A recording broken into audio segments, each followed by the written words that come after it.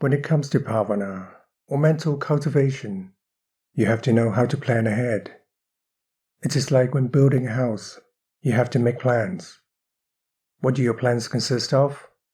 Sammaditthi, or right view. This is planning ahead. You must contemplate thoroughly. For instance, suppose that you are afraid of ghosts. You must plan ahead. What must you do to not be afraid of ghosts? Where do ghosts exist? You must use pañña, or wisdom, to contemplate rationally. What do ghosts come from? These ghosts we are talking about are ghosts without bodies. They are merely vijnana, or consciousnesses, spooking you. You are already scared in advance. However, the real ghost that you are, why don't you study this? Why isn't your wisdom acquainted with this ghost? The ghost without that spooks people is simply the consciousness of a sentient being. Now, a sentient being and you similarly possess consciousness. This means that you have a ghost inside of you. However, your ghost is governed by dhatu, or the elements. It consists of the 5 khandha, or aggregates, and the 4 elements. When you die and disintegrate, the consciousness that exists within you will become a ghost just like them.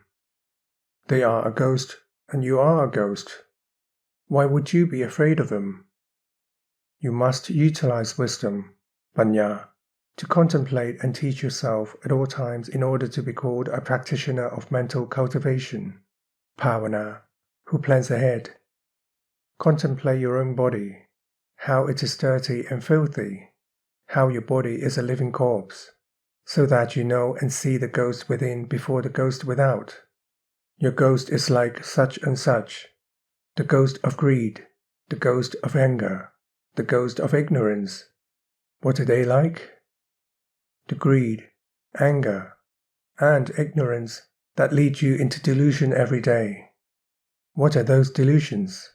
The defilements, desires, and ignorance that engender your delusion every day. What are those delusions?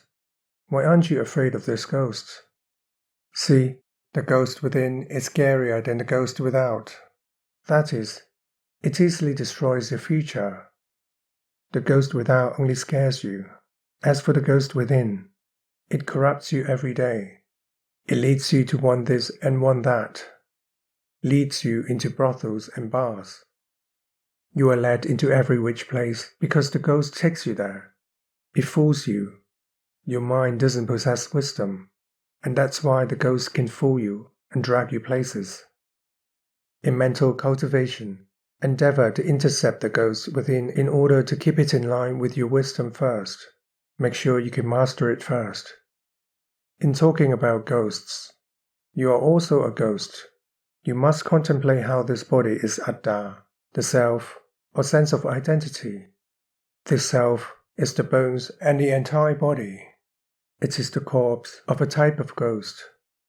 But for those who possess wisdom, the body is considered to be the elements. Human elements and animal elements are the same. They hold equal value. Though you may sit here and assume yourself to be a human that is supreme and majestic, if you were to draw a comparison to a dog, dogs die. Being of the 4 elements, you will die as well.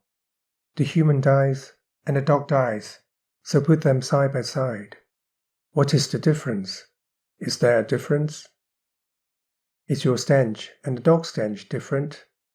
They aren't different at all. The dog stinks, and you also stink, as is expected of the 4 elements. See, the 4 elements that are governed by consciousness are not different.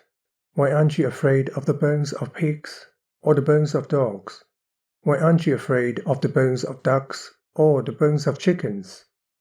Why aren't you afraid of the bones of cows, or the bones of oxen? Why are you afraid of the bones of humans? They are similarly bones. See, when you elect what to fear in this way, it gives rise to irrational fear.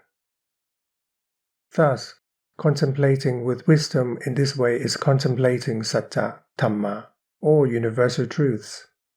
That is, the condition of reality of the body and mind of each being holds the same value. They are all the same.